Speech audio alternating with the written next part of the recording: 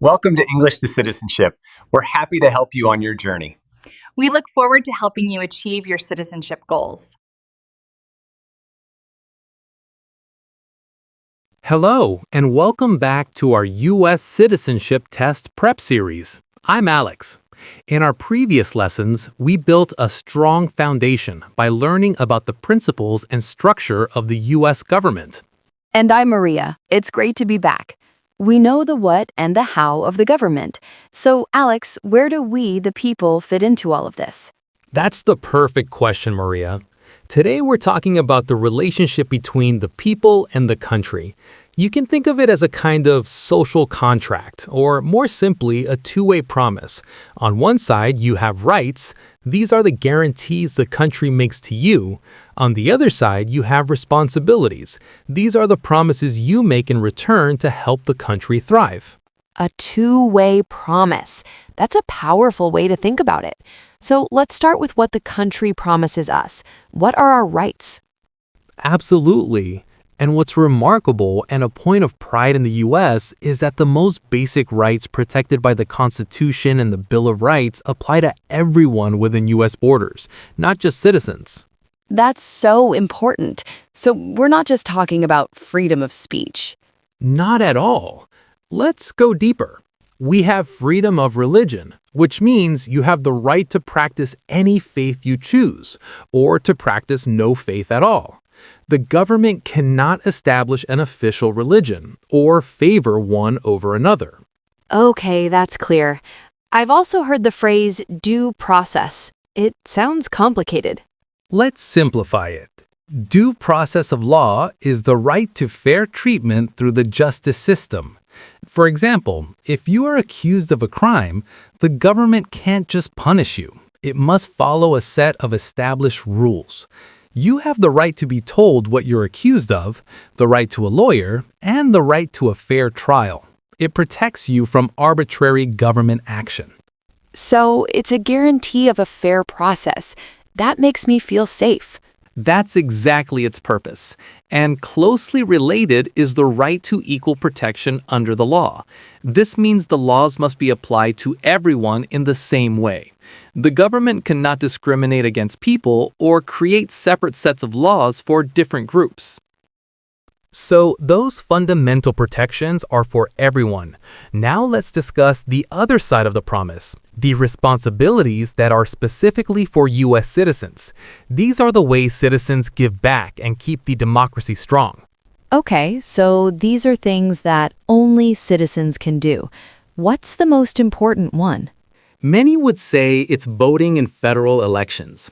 Remember in our first lesson we talked about we the people and self-government? Voting is how that idea becomes reality. When you vote for the president, you're choosing the head of the executive branch. When you vote for your senators and representatives, you are choosing the people who make the laws in the legislative branch. It's the most powerful way to make your voice heard. So voting connects directly back to the three branches we learned about. Precisely. The second major responsibility for citizens is serving on a jury.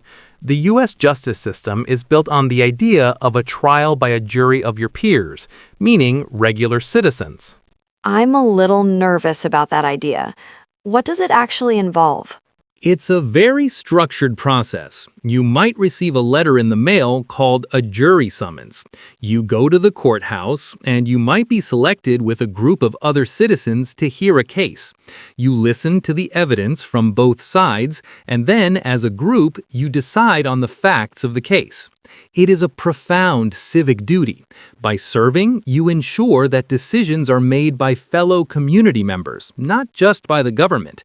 It's a direct check on the power of the courts. That's a great way to put it.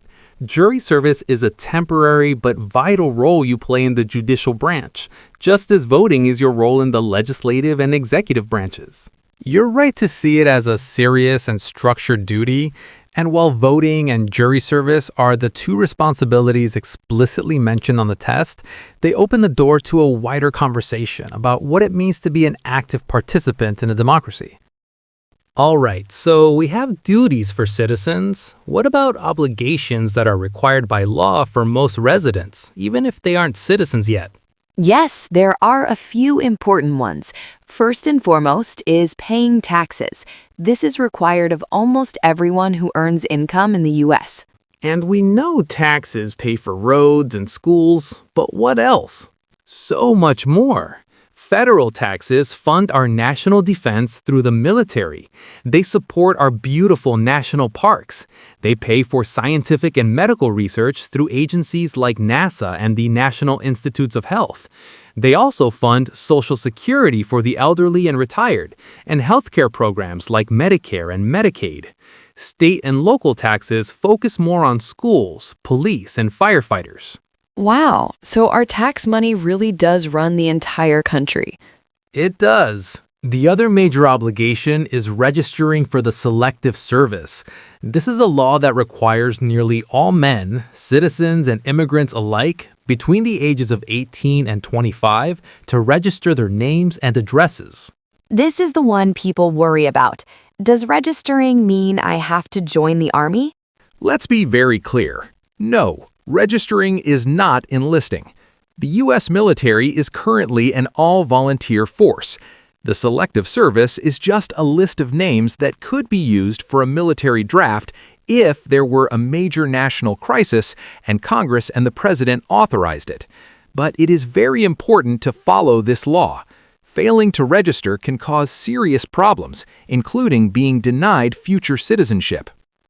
This brings us to the most important moment in the citizenship journey, taking the oath of allegiance. This is where you formally make your side of that two-way promise. The final promise. Can we break down what it actually says? Let's look at a few key phrases. First, you promise, I will support and defend the Constitution and laws of the United States. This connects to everything we've learned. You're promising to respect the supreme law of the land. Okay, that makes sense. Then it says, bear true faith and allegiance. What does allegiance mean? Allegiance means loyalty. You are promising that your primary loyalty will be to the United States. Then comes a part that some people have questions about. I will bear arms on behalf of the United States when required by the law. This means you promise you would be willing to fight in the military to defend the country if you were legally required to do so. What if someone cannot fight because of their religious or moral beliefs? The oath addresses that directly in the next line. You can promise instead to perform non-combatant service in the armed forces. This could mean working as a medic, a clerk, or in another role that supports the military without directly fighting. It recognizes that people can serve the country in different ways. So today we've covered the entire two-way promise. The rights for everyone, like due process and equal protection, are the country's promise to you. Right, and the responsibilities for citizens, like voting and serving on a jury, are our promise back. It's how we make democracy work. Exactly. Understanding this balance is at the very heart of being an American citizen. You've all done incredible work today absorbing these deep concepts. Thank you, Alex. This lesson felt very personal and very important. It is, and thank you all for joining us. Now that we have a solid understanding of the American system of government, our next section will dive into American history, starting with the colonial period and the reasons for independence. Make sure to subscribe so you don't miss it. Keep studying, and we'll see you next time.